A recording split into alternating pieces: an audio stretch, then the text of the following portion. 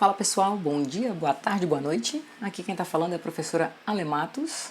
Vamos para mais um encontro. Esse encontro, na verdade, estou gravando essa aula para você, professor, que vai trabalhar com seu aluno falando um pouquinho sobre exponencial, a função exponencial. Por que eu separei essa aula, para você poder aplicar? Porque a gente está o tempo inteiro, a mídia o tempo inteiro mostrando para a gente o crescimento, por exemplo, do número de casos de dengue no Brasil. Então agora mesmo a gente tem a notícia de que o Brasil já registra mais de 550 mil casos de dengue em 2024. E o teu aluno vira e mexe, pega uma reportagem que fala, nossa, o crescimento exponencial do número de casos de dengue. Então o que eu quero sugerir para você, professor? Você aproveitar justamente os casos que estão acontecendo, essa situação que está aparecendo, assim como aconteceu na pandemia que nós passamos, do Covid, que também foi um crescimento exponencial, para a gente poder apresentar para os meninos, para despertar inclusive a curiosidade neles. Fala assim, eita, calma aí, então existe uma lei de formação que descreve essa situação, problema? E aí o que eu estou propondo para vocês? Parei uma aula, para que você possa aplicar em sala com seus meninos. Então, a primeira coisa que você vai sugerir para eles é o seguinte, você já ouviu falar em crescimento exponencial? E começa a escutar, estimula eles a falarem. É um modelo que tem aparecido bastante. Eles vão começar a falar, eu já escutei isso, justamente porque eu acabei de mostrar para vocês. Essa ideia, ou da pandemia, falando do Covid, ou agora, atual, falando do quê? Da dengue, dos números de casos de dengue. E aí você já começa a estender. Você fala, olha, não só para as doenças, mas também a gente pode pensar no crescimento populacional mesmo. O crescimento populacional, aplicação financeira. Então você vai ter vários, como é que eu posso dizer, vários modelos, vários exemplos para apresentar para o seu menino, para o seu aluno. O cálculo de juros compostos, reações nucleares em cadeia, e assim vai. Então você vai, na verdade, relacionar áreas de conhecimento. Então a química vai entrar aqui, a biologia entra aqui, beleza? O que eu fiz aqui? O que eu acho muito, muito, muito sugestivo? Quando a gente está trabalhando essa parte do crescimento exponencial, a gente está trabalhando com a competência 3, que a competência 3 fala justamente o quê? É a ideia de utilizar estratégias, conceitos, definições e procedimentos matemáticos para quê? Para a gente conseguir interpretar, construir modelos e resolver problemas em diversos contextos. Então, um dos contextos que a gente tem é na matemática financeira, para aplicar a exponencial. Outro que a gente tem é no crescimento populacional. Outro que a gente tem agora, por exemplo, no número de casos da dengue. Querendo ou não, seria um crescimento de casos, no número de casos. E assim vai. Então, o que eu sugiro? A gente começar, na verdade, com um probleminha financeiro. Então você sugeriu para eles a ideia da dengue, e aí você fala assim, tá, mas o que tem a ver a matemática financeira? Eu sugiro para que você possa, na verdade, fazer com que o aluno se torne um protagonista. Ele vai deduzir justamente essa fórmula. Ele vai chegar justamente na função. Então você propõe, uma pessoa fez um investimento de 5 mil com taxa mensal de 10% ao mês. Aí você propõe para ele, vamos tentar escrever a lei de formação que descreve essa situação-problema, que é uma situação normal do seu dia a dia. Aí eles vão falar, beleza, professora, vamos. O que você vai estar trabalhando aqui, gente? Repara só, o menino ele vai ter que ter conceitos, na verdade, conhecimentos matemáticos de porcentagem aqui dentro, de fatoração, vocês vão ver fator comum. Então, coisas que ele já viu, então que ele tem ferramentas lá do nono, oitavo ninho. Beleza? O que eu propus, O que eu proponho para vocês, sugeri para os meninos?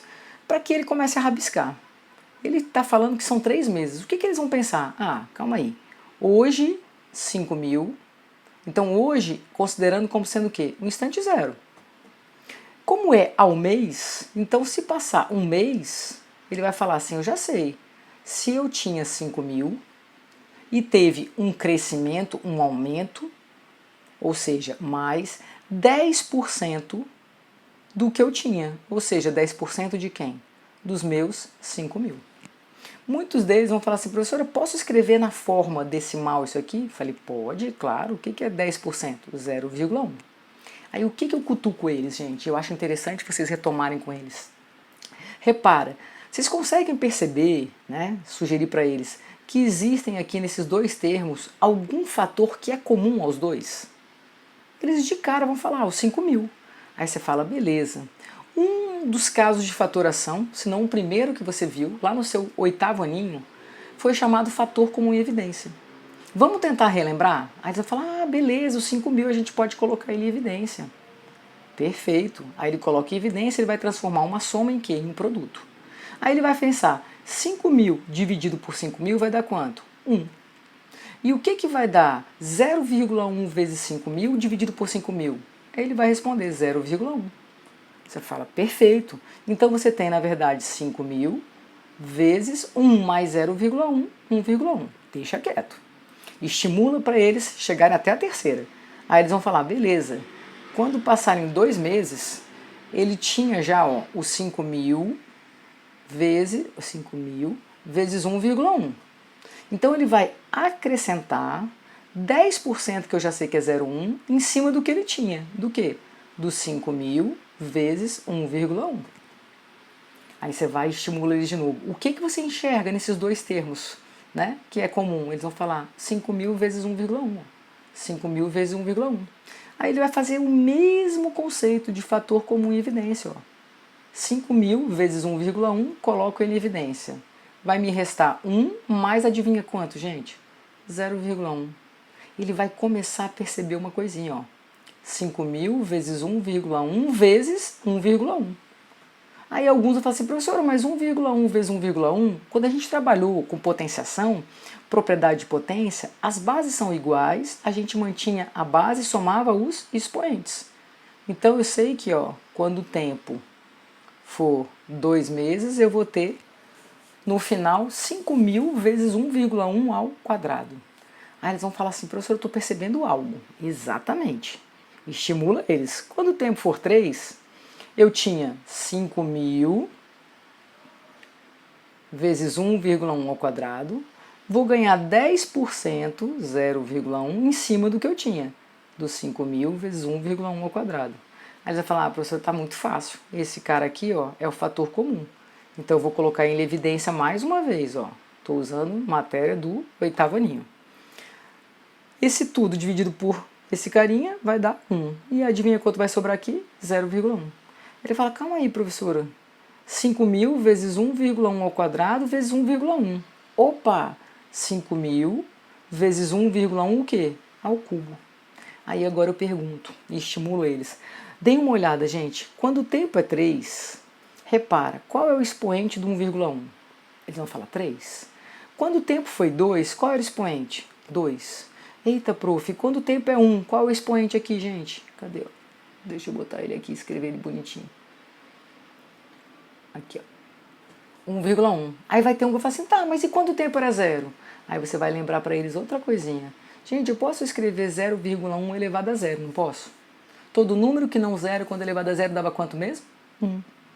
Para que você vai fazer isso? Para que você perceba, faça com que ele perceba que o tempo, olha lá, é justamente o valor do expoente. O 5.000 está fixo, certo?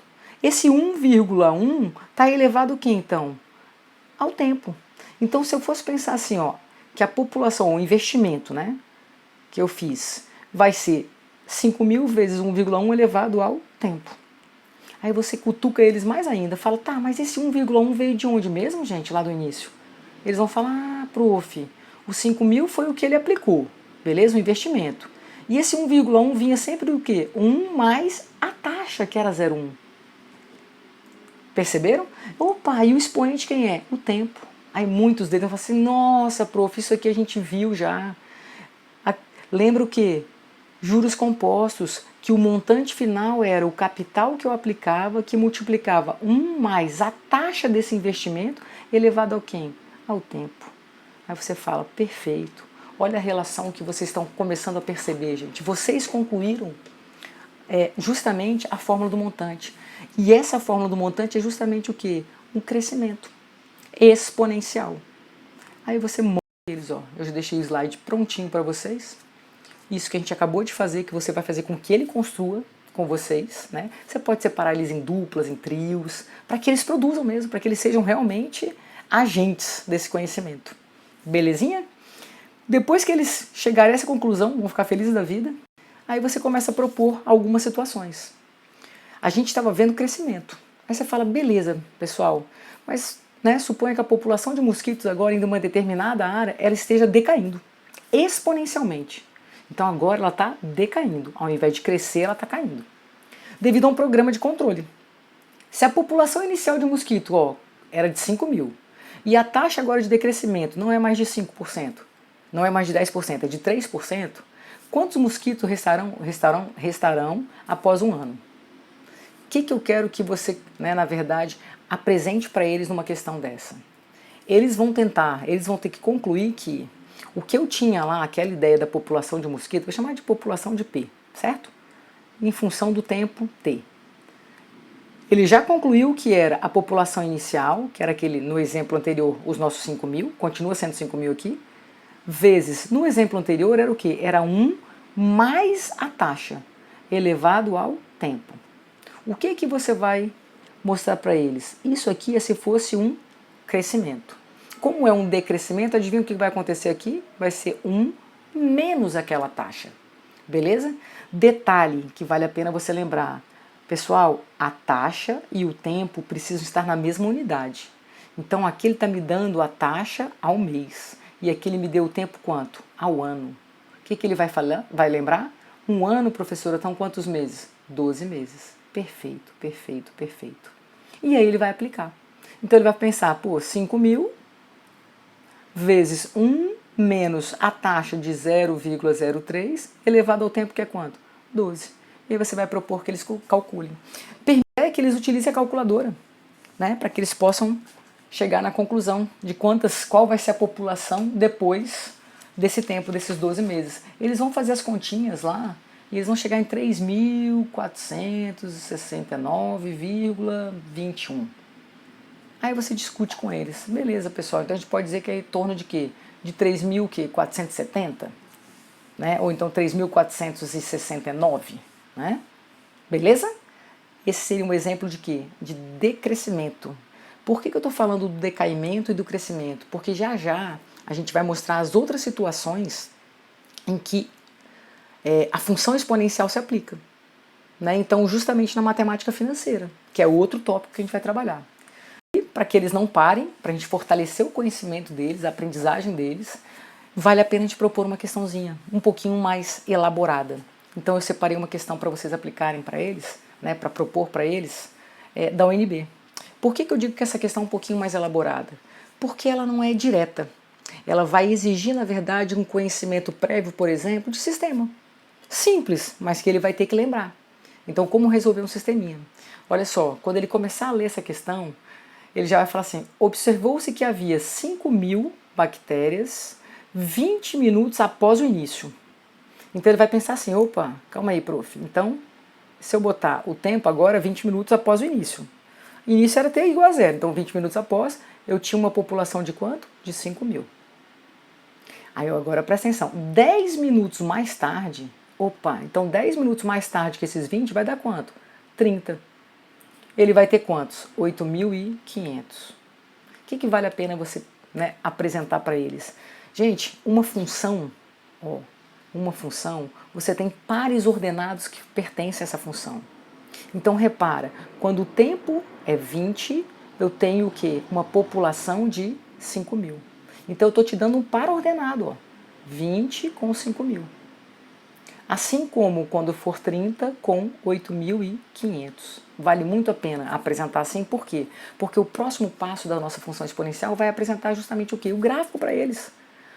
Como que é a representação desse gráfico de crescimento exponencial e decrescimento exponencial.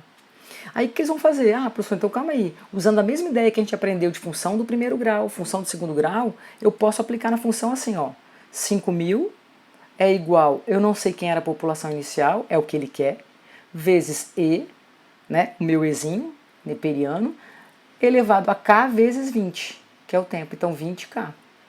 Aí quando for 8.500, já vai ser P0 vezes E elevado a 30K. Por que eu falei que já é uma questão mais elaborada? Porque, repara, eles caem o quê? Num sistema de equações. E ele vai tentar resolver esse sistema para tentar achar quem? O P0. Sugestão. Propõe para eles, gente. Será que a gente pode dividir ambas as equações? Eles vão falar, opa, pode, prof. Então vai ficar 50 sobre 85. P0 vai simplificar. E, olha lá, propriedade de potência. Divisão de mesma base. Mantenho a base, faço o que com os expoentes? Subtraio. 20k menos 30k vai ficar menos 10k. Calma aí, prof, mas todo número elevado a expoente negativo é o inverso dele elevado ao mesmo expoente o quê? Positivo. Beleza? Ou então eu poderia fazer o quê? Inverter já esse carinha, né? E aí ficaria 85 sobre 50, que é igual a E elevado a 10k. Aí eles vão falar, tá, mas e aí? Ele quer P0. Se você sabe que onde tiver E elevado a 10k vale isso aqui, volta. Olha lá, 5.000 é igual ao P0 que eu quero achar, vezes E elevado a 20k. Olha que interessante, gente. Propriedade de potência. Ele tem que perceber que E elevado a 20k é o equivalente a E elevado a 10k ao quadrado. Olha que maravilha. Vezes P0, que é igual aos 5.000. Nossa, prof, olha isso aqui que lindo. Isso aqui vale quanto mesmo? 85 50avos. Que a gente nem simplificou ainda, né? Aí você vai propor para que eles simplifiquem. Beleza? Se eles forem simplificando ou dividindo por 5, adivinha quanto vai dar? Vai dar 17 sobre 10 ao quadrado. Vezes o P0, que é igual aos 5.000. Gente, isola o P0. Vai ficar 5.000 dividido por 289 sobre 100. Quando ele fizer essas continhas, vai dar 1730,10. O que a UNB pediu? A UNB eu tenho que marcar no gabarito uma questão dessa, ó, CDU. Concorda? Então não podia ser 1730. O que ele faz? Divida por 100. Gente, desloca duas casinhas. Adivinha quanto vai dar? 17. Então ele teria que marcar no gabarito, no cartão de respostas do UNB, 017. Beleza? Pessoal, é só para estimular, né, para que você, professor, possa estimular seus alunos, apresentando justamente situações do dia a dia. Então, que ele possa perceber que, com as estratégias, conceitos, definições que ele tem, né, da matemática, ele pode interpretar essas situações e construir modelos, justamente para resolver situações que estão, ó, em diversos contextos. Acesse o nosso canal, alenumeros.com.br, meu site, alenumeros.com.br, acesse o nosso canal do YouTube, alenumeros.com.br, e lá vai ter, beleza? Vão ter as aulas, vai ter todo o material para vocês. Um beijo grande e até a próxima!